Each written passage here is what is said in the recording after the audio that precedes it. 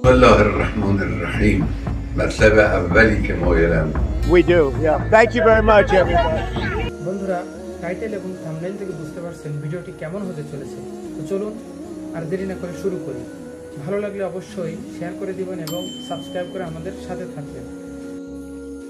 বন্ধুরা, জাতির উদ্দেশ্যে বুধবার ভাষণ দিয়েছেন ইরানের সর্বোচ্চ নেতা আয়াতুল্লাহ আলী খামেনি। খামেনি বলেছেন, আল্লাহর নামে শুরু করলাম, যিনি পরম করুণাময় ও অতি দয়ালু।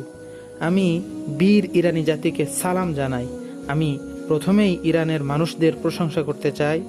সম্প্রতি শত্রুরা আমাদের উপর যে পরিস্থিতি চাপিয়ে দিয়েছে, তাতে আমাদের প্রিয় জাতি যে আচরণ প্রদর্শন করেছে তা সত্যি প্রশংসার দাবিদার। ইরানি জাতি কখনো কোনো চাপের মুখে মাথা নত করে না। খামেনি আরও আল্লাহ তাআলার কালামুল্লাহ থেকে সূরা আলে ইমরানের একটি আয়াত পাঠ করেন, যার অর্থ, বিজয় তো কেবল আল্লাহর পক্ষ থেকেই আসে, যিনি পরাক্রমশালী ও প্রজ্ঞাময়। সূরা আলে ইমরানের 126 নম্বর আয়াত। এরপর খামেনি বলেন, সর্বশক্তিমান আল্লাহ অবশ্যই নিশ্চিতভাবেই ইরানি জাতিকে সত্যকে এবং ন্যায়ের পক্ষে থাকা পক্ষকে বিজয় দান করবেন ইনশাআল্লাহ।